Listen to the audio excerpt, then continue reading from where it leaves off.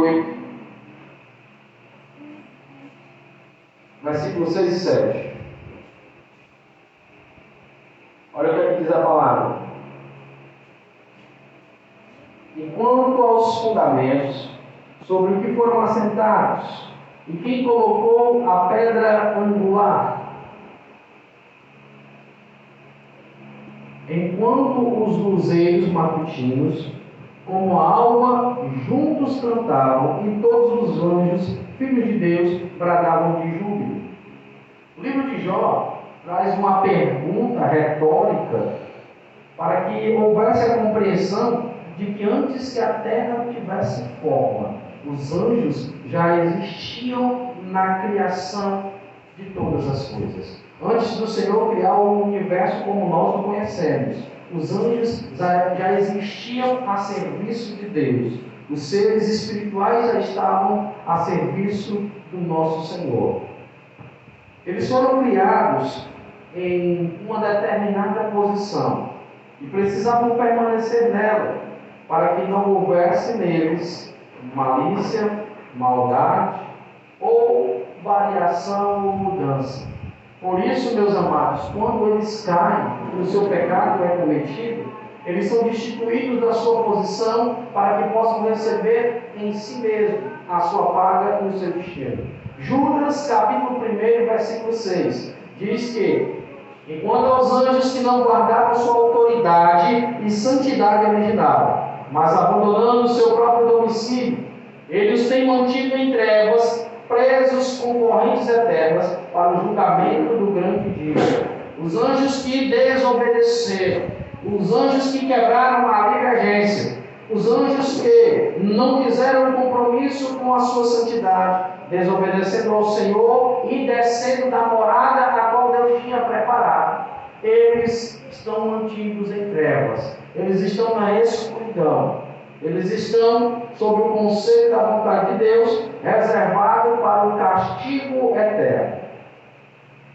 Meus irmãos, a palavra faz questão de dizer que eles foram criados em um estado de santidade, em um estado de obediência, coisa que Deus sonhou para o homem, coisa que Deus sempre pensou para a criatura humana. Porém, se até os anjos falharam, o homem também, por seu pecado, por sua natureza inclinada para desobedecer ao Senhor, também falhou. E isto fez com que ele tivesse a sua queda e também tivesse a recompensa por ter se afastado da obediência e do conselho do Senhor.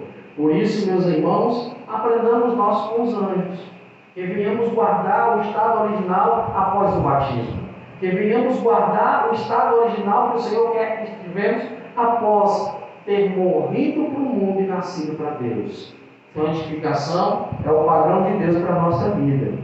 Os anjos, meus irmãos, possuem intelecto, eles possuem inteligência e capacidade de raciocínio. 1 Pedro 1 e 12, os irmãos puderem abrir aí e acompanhar, nos diz o seguinte: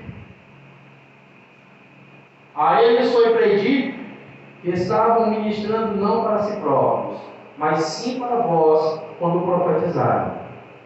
As verdades que agora vos foram anunciadas, por intermédio daqueles que vos pregaram o Evangelho, pelo Espírito Santo, enviado dos céus, assuntos esses que até anjos anseiam compartilhar minuciosamente. Os anjos querem saber a vontade e o conselho do Senhor. Os anjos tinham desejo de ensinar à humanidade a vontade de Deus. Porém, ao Senhor ficou o intento de que os próprios filhos, as suas criaturas, recebessem o Espírito Santo e compartilhassem entre eles a verdade do Evangelho. O Senhor é tão maravilhoso que colocou as boas novas em nossa responsabilidade, percebendo que os anjos, eles não brincam em serviço, uma vez que eles têm em seu coração a dureza da obediência, porque eles obedecem fielmente, cegamente aquilo que lhes são ordenados, as emoções não lhes fazem desviar do curso. O Senhor percebeu que nós poderíamos alcançar o estado de homem misericordioso, observando para o seu Filho que encarnou na terra, adquirindo o exemplo daquele que amou mais que qualquer criatura deste mundo, para que possamos, através deste exemplo, adotar atitudes que, pela vontade de Deus, deveriam ser compartilhadas a ponto de que a graça que foi derramada no coração daquele que se arrepende seja compartilhada ao coração daquele que vai receber a boa nova do Evangelho. Irmãos, a palavra do Senhor também nos fala que estes mesmos anjos possuem uma natureza física. Olha só, Hebreus 1:14. Carta aos Hebreus, capítulo 1, versículo de número 14. Nos diz assim a palavra do Senhor: não são todos os anjos espíritos ministradores, enviados para servir em benefício dos que vão herdar a salvação? O escritor de Hebreus ele faz questão de dizer que os anjos são seres espirituais que foram criados com um propósito, pelo poder de Deus, para ministrar, para servir aqueles que vão herdar a salvação.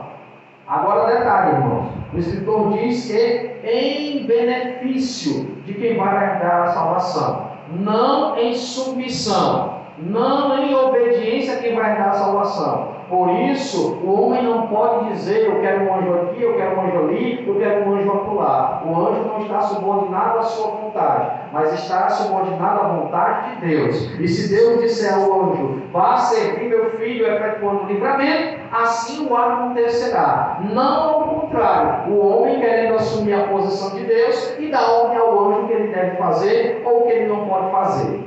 Por isso não venhamos cair na heresia que os próprios colossenses caíram com seu culto a anjos, com as suas cerimônias angelicais, achando eles que poderiam substituir os deuses romanos e pagãos, os deuses gregos e pagãos, os deuses da antiguidade dados ao paganismo, em forma de anjos, como pessoas celestiais que receberiam qualquer tipo de adoração. Antes, os anjos servem à vontade do nosso Senhor. Anjos servem a Deus em benefício daqueles que vão herdar a salvação prometida. Aleluia, glória a Deus. Vamos, Apocalipse 19, versículo de número 10. Apocalipse 19, versículo de número 10. O último livro bíblico, livro da Revelação. Olha o que diz a palavra: diante disso lancei-me aos seus pés, em um gesto de adoração. Mas ele imediatamente me orientou: ei, não faça isso, pois sou teu conservo, e também de teus irmãos, que têm o testemunho de Jesus Cristo. Adore somente a Deus, porquanto o testemunho de Jesus é a essência da profecia. Glória seja dada ao nome do Senhor. Então, meus amados, o culto de anjos não é permitido. Você pode orar ao Espírito Santo. Você pode sim pedir a Deus, aleluia, que os anjos guardem e acompanhem a tua família, a tua vida, efetuando o livramento. Não é problema. O problema é quando você começa a idolatrar. O problema é quando você começa a querer igualar em posição de reverência e culto os espíritos que servem aqueles que vão herdar a salvação. Os espíritos que foram criados para ministrar a serviço de Deus. Anjos obedecem ao Senhor, não se equiparam a Ele, não se igualam a Ele, não estão em posição de igualdade. Por isso, adore a Deus, como diz o próprio anjo quando João cai prostrado para o adorar. Meus irmãos, por que isso acontecia? Porque vendo eles um ser espiritual, dotado de poder e autoridade, eles logo achavam que a sua vida seria esfacelada, que a sua vida seria destruída. E com um gesto e com um instinto de sobrevivência, a grande maioria deles se prostrava, querendo ali se colocar a serviço e disposição. Quando na verdade os anjos vinham entregar mensagens impactantes à humanidade, vinham revelar a vontade de Deus, vinham fazer algo que Deus havia determinado. Por isso, adorar a anjos não compete a nós. anjos somente servem ao Senhor. E ele mesmo diz, olha, adore a Deus, porquanto o testemunho de Jesus é a essência desta profecia. Adore ao Pai, porque o Filho veio testemunhar das obras do Pai. Louvado seja o nome do Senhor. Irmãos, Colossenses, capítulo de número 2, versículo de número 18. Colossenses 2 e 18. Olha o que é que diz a palavra do Senhor. Colossenses 2 e 18, Paulo, escrevendo aos irmãos da igreja de Colossos, ele fala sobre os anjos, né? E que nós precisamos agir com discernimento quanto ao envolvimento de anjos e à adoração e à palavra, bem como não caímos em falsas doutrinas, nem tampouco em heresias.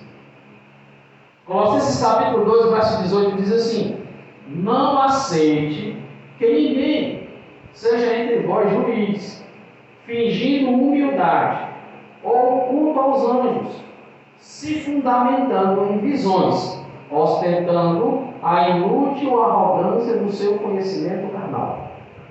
Primeiro, não aceite que alguém seja juiz, que alguém seja mediador, que alguém seja, aleluia, dono de sentença sobre a sua vida, fingindo humildade, um pretexto de autocomiseração. O bichinho, ai, fulano é tão crente, vive num quarto, só orando, só conversando com anjos. Será mesmo? Será verdade? A palavra diz que não aceite tais pretextos.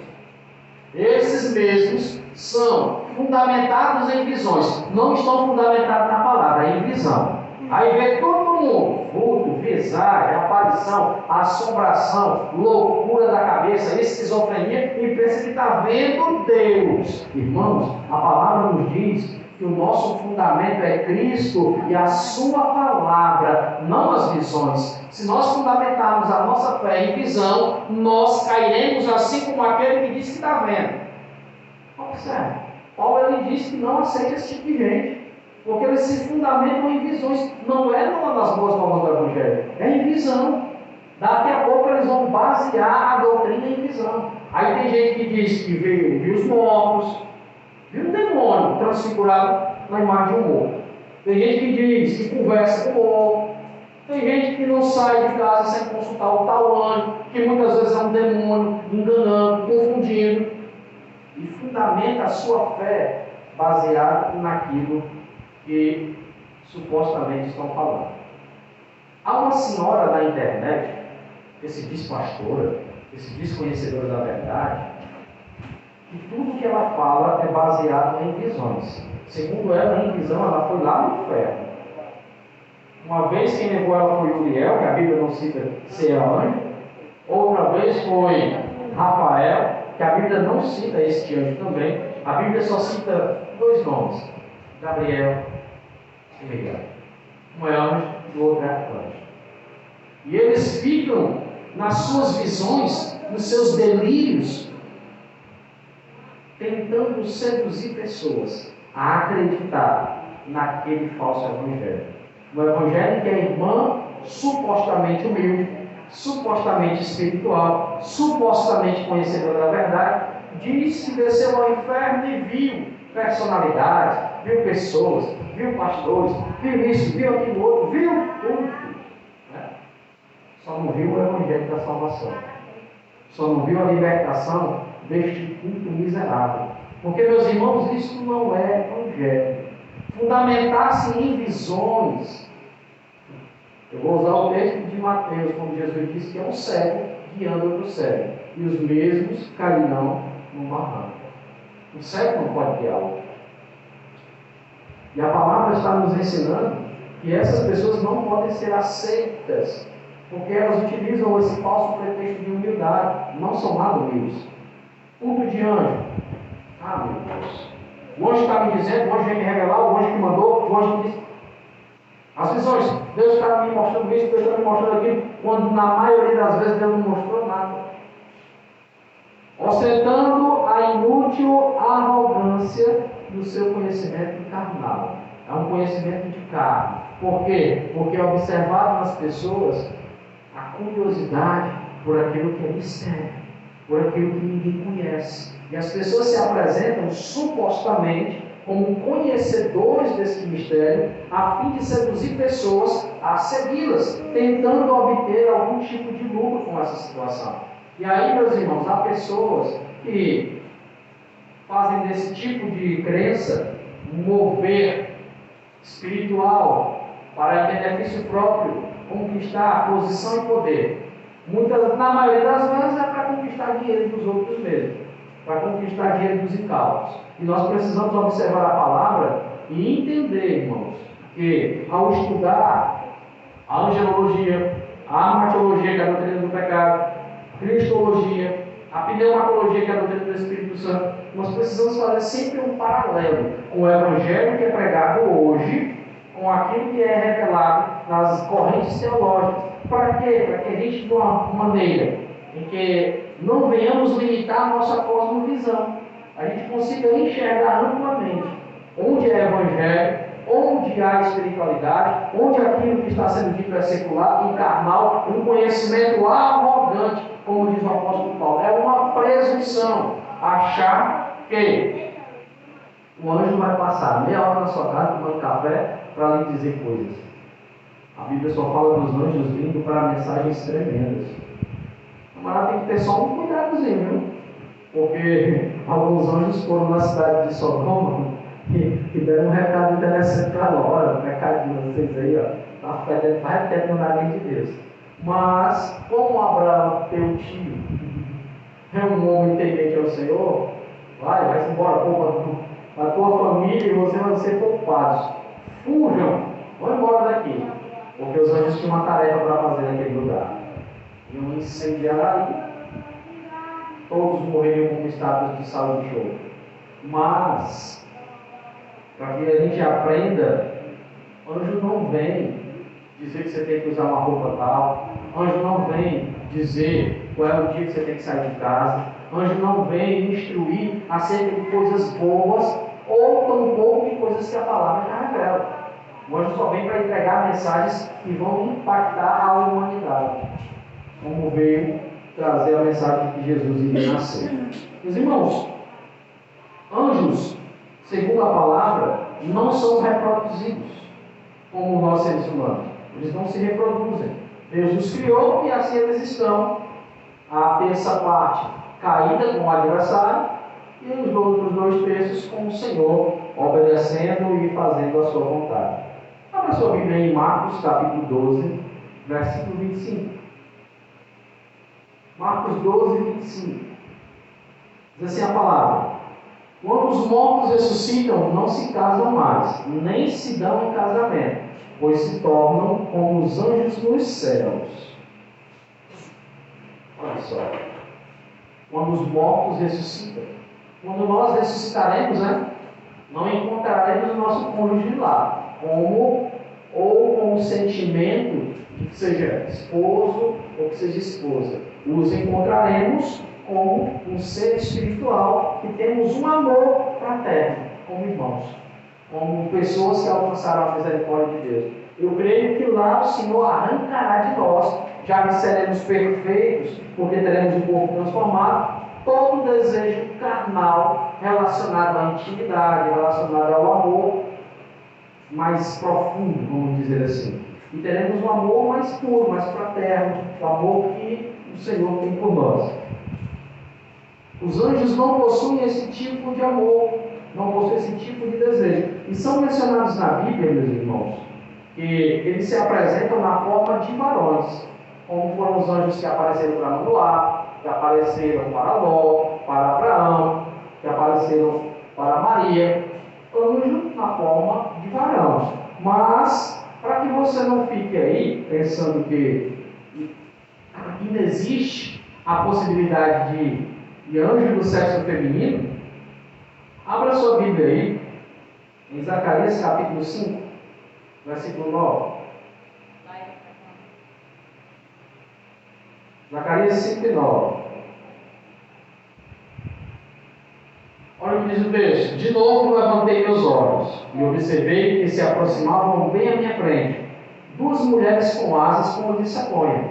O forte vento arremessou suas asas e elas ergueram cerco entre o céu e a terra. Vixe, anja? Será? A palavra nos ensina que os anjos não têm sexualidade. Se os anjos não têm sexualidade, entendemos nós que, na visão de Zacarias, aqueles traços do ser angelical se assemelhavam de forma feminina. E também precisamos aprender uma coisa: os anjos têm uma estrutura, uma forma física que não é aquela que a Bíblia fala algumas vezes aqui. Por exemplo, quando os anjos aparecem em forma de varões, eles se transfiguraram para aparecer daquela forma. Não apareceram na sua imagem original, com suas asas cheias de olhos, enfim, com seus rostos bem, vamos dizer assim, bem estranhos para o nosso entendimento. Para não assustar a criatura humana, se transfiguraram em forma de varões. E Zacarias viu aquelas imagens com traços femininos e seres angelicais.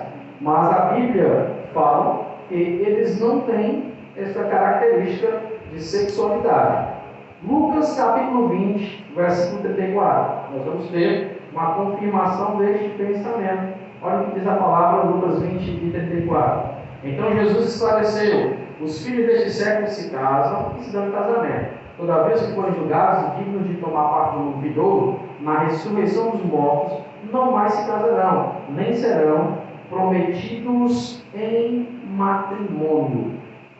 E também não podem mais morrer, pois são como os anjos, são filhos de Deus, sendo igualmente filhos da ressurreição. Então Jesus faz questão de dizer que não haverá entre nós o desejo de casar, o desejo carnal, como os anjos também não têm, e seremos seres espirituais que não têm nenhuma relação com a sexualidade. Teremos apenas as nossas feições e um corpo incorruptível, um corpo espiritual.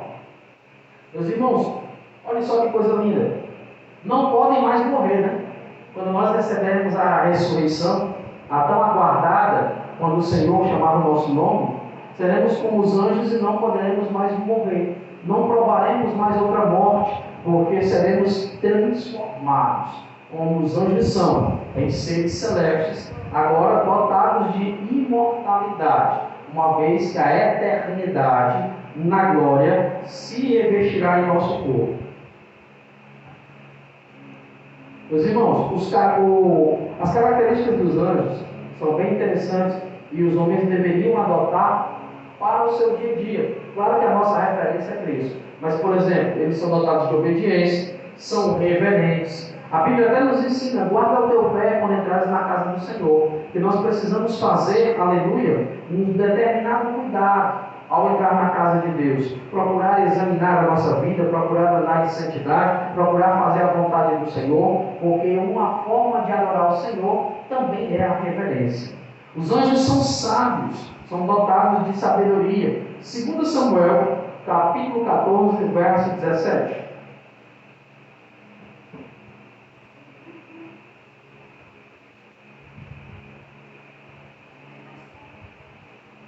2 Samuel, capítulo 14, verso 17. E agora a tua serva afirma: traga-me descanso a decisão do rei, meu senhor. Porquanto o rei, meu senhor, é como um anjo de Deus, capaz de discernir entre o bem e o mal. Que Yahvé, o teu Deus, esteja contigo.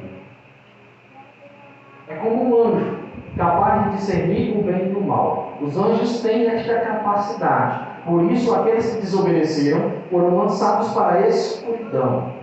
São receptores de um mistério em que o próprio Deus, aleluia, os usa a fim de que não sejamos como nós, que temos a facilidade de ser enganados. Não tem como enganar a um anjo, uma vez que a sua capacidade de discernir entre o bem e o mal, ela é ilimitada. Ele sempre saberá, por intermédio da misericórdia de Deus, os intentos da criatura humana. Os anjos são mansos, não guardam ressentimentos, nem injuriam seus inquisidores, porque o próprio arcanjo, ele não usava de juízo difamatório, antes repreendia. 2 Pedro, capítulo 2, versículo 11.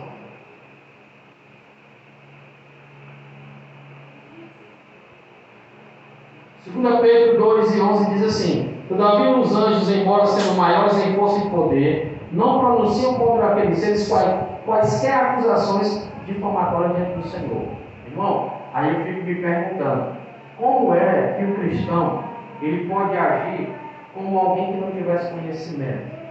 Se dizendo conhecer a verdade e agindo como um tolo comunical. Porque a Bíblia diz que nem os anjos, eles difamam os seres caídos, os demônios, as potestades do mal, os tronos, as dominações, não. Ele os repreende.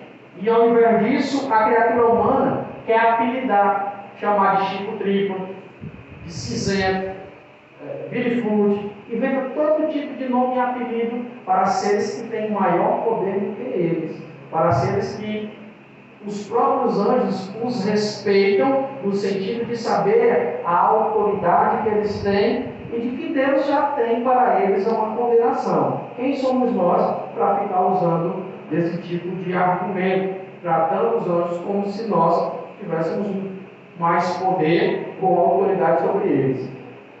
Judas, versículo 9, diz assim, a respeito desse tipo de coisa. No entanto, nem mesmo o arcanjo Miguel, o primeiro príncipe dos arcanjos, o arcanjo de mais poder, o general de batalha de Deus, quando argumentava contra o diabo, a batalha a respeito do corpo de Moisés, ele não se atreve a fazer qualquer acusação infame contra o inimigo, declarando somente o seguinte: o Senhor te repreenda. Quando o inimigo se levanta, é a palavra: o Senhor te repreenda, Deus te repreenda, Deus tome conta de ti. Não ficar trocando acusação, blasfemando um ao outro, amaldiçoando. Né? Estes exemplos ficam para nós. Quando nós somos atacados espiritualmente ou de maneira em que percebemos que o inimigo está pelo meio, use a repreensão do Senhor.